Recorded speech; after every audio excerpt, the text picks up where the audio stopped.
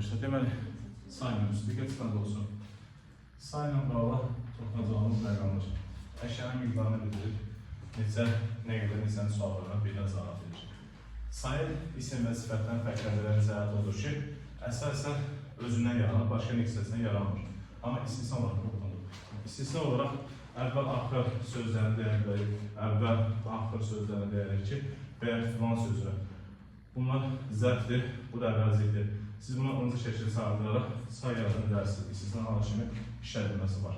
Sayın sifətlə ortaq sualı var. Sifətlə ortaq sualı hansı sualıdır? O da sıra sayını əldə olmaq xüsusiyyətidir ki, sıra sayının sualları neçəncinə yanaşı hansı sualdır? Məsələn, 5-ci sinif gəldi, nə sinif, hansı sinif 5-ci, hansı sualına cavab verilir.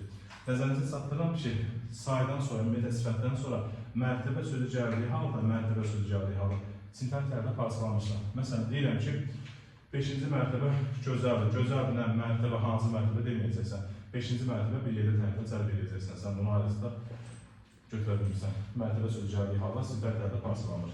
Sonra, məna növlərə keçməmişdən əvvəl ümumi məlumatları verim ondan sonra. Deməli, o qədər, bir qədər sözü olmasa bilirsiniz, sayıcan bir qədər də yazar. Bir qədər, o qədər, bu qədər sözləri say kimi işlədirilən sözlərdir. Deməli, bunlar həm də zərf kimi çıxış edə bilər. Məsələn, o qədər danışır, nə qədər danışır, o qədər. Və ya o qədər kitab aldı, nə qədər kitab aldı, o qədər. Bunlara o qədər, bu qədər tipli sözlər say götürülmüş olur, buna fikir verəcəksiniz. Eyni zamanda, deməli, sıra saylarının, öncə şəkil sağlatılma vəziyyətlərində, sıra saylarının rəqəmini yaza bilirsən. Hər ildə yazarsan, məsələn, 5-ci, rəqəmlə yaza bilərsən, 5-ci. Desək ki, bütün sıra saylarını həm hərflə, həm rəqəmlə yaza bilirsən, səhvdir. Çünki əvvəl-axır tipli sözlər ki var, sən bunları rəqəmlə yaza bilmərsən əvvəl-axır sözlərini. Keçən növbəti, sonra deməli sayla bağlı. Sayısız hesabsız sözü, sayısız hesabsız sözü, mürəkkəb sayda hesabsız. Bir də küllü miqdarda sözü, küllü miqdarda sözlər mürəkkəb say hesab olunur. Mən nəzərinizə saxlayıram ki, burada şəkilçisi mürəkkəb sayın yaradılmasında istifadə olunan vasitə kimi çıxışıdan şəkilçi hesab olunmuş ki, mürəkkəb sayın yaradılmasına xidmət edir. O qədər danışıqda o qədər bir say kimi götürülür, o qədər, bu qədər, buna say götürülür. Sıradan gələn bir olsa da... Əvvəlində özündən sonra feil gəlsə zərf götürəcəksiniz, özündən sonra sifət də gəlsə zərf götürəcəksiniz. Onunsa sifət vəziyyətdən toxunacaq. Hava o qədər soyuqdur. Özündən sonra feil və sifət gəldiyi halda, siz bunu götürəcəksinizsə, özündən sonra isim gəlsə, say götürürsünüz. Keçək növbəti sayla bağlı. Larva şəkilçisi, təkcə say yaratmır. Məsələn, onlarla da deyə bilərsən, dəfələrlə deyərsən, dəfələrlə sözü miqdar zərfidir, say deyil, dəfələrlə sözü. Larva şəkilçisi ümumiyyətlə say yaratmaq üçün saya artırmalıdır. Məsələn, onlarla sözündə, onlarla, 10 saydır. Amma dəfə sözü say deyil deyə, sən bunu say götürə bilmədin, amma bunu say götürə bilmədin. Keçdik nəyə? Sayın əsas edən məqamları demək olar ki, bunlardan ibarətdir. Bir də sayla bağlı mənaca 2 yerə bölünür, miqdar sayları və sıra sayları. Miqdar sayları özü 3 yerə bölünür. Birinci, müəyyən miqdar sayları. Müəyyən miqdar sayları qurursa, sadə və mürəkkəb olar. Bunların düzəltmə olma vəziyyəti yoxdur. Məsələn, 5 sadədir, 55 mürəkkəbdir.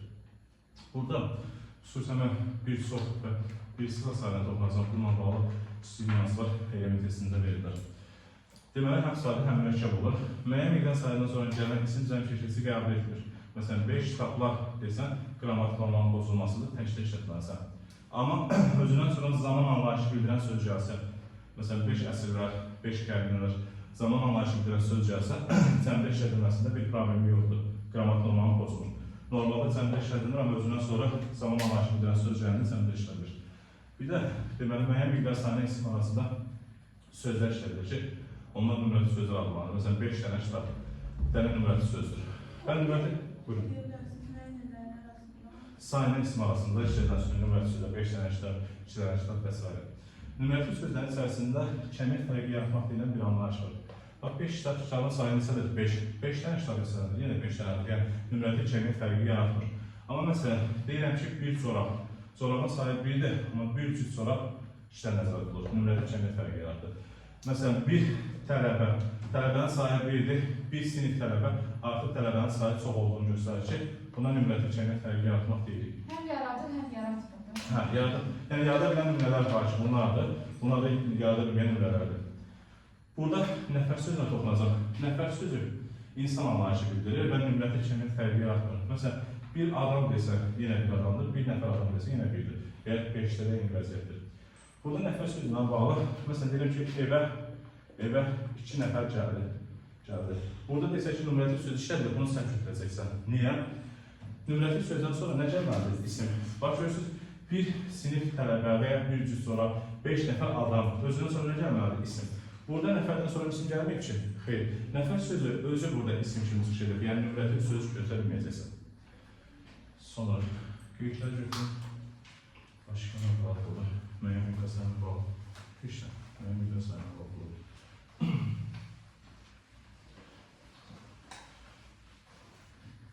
Müəyyən müqəsəmələri durursa, sadə düzəltmə və mürəkkəb olur. Məsələn, az, çox, xeyli və s. yaza bilərik ki, bunlar sadə qeyri-müəyyən miqdar sayılardır.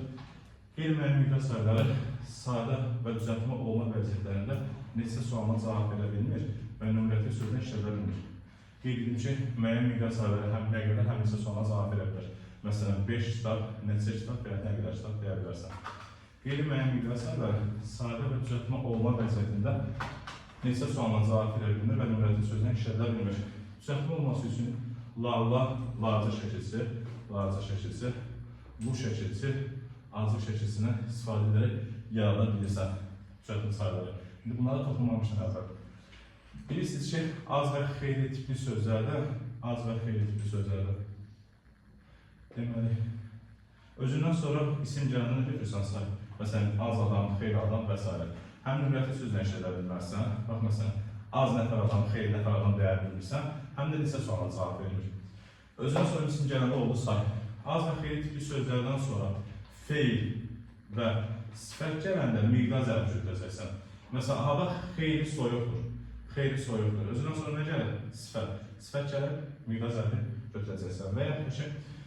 Və ya xeyli danışdı. Özündən sonra feil gəlir, miqdar zərbi götürülür. Keçək nəyə? Çox sözünü bağlayayım. Çox sözündən sonra isim gələndə götürük say. Feil gələndə götürük zərb.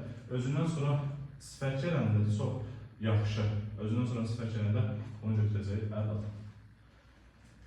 Yaxşı. Mürəkkəb qeyri-müəyyən miqdar sayılarından nə verilən? Hə, məsələn, bir çox pis var. İnanmaq ki, sistemə baxma.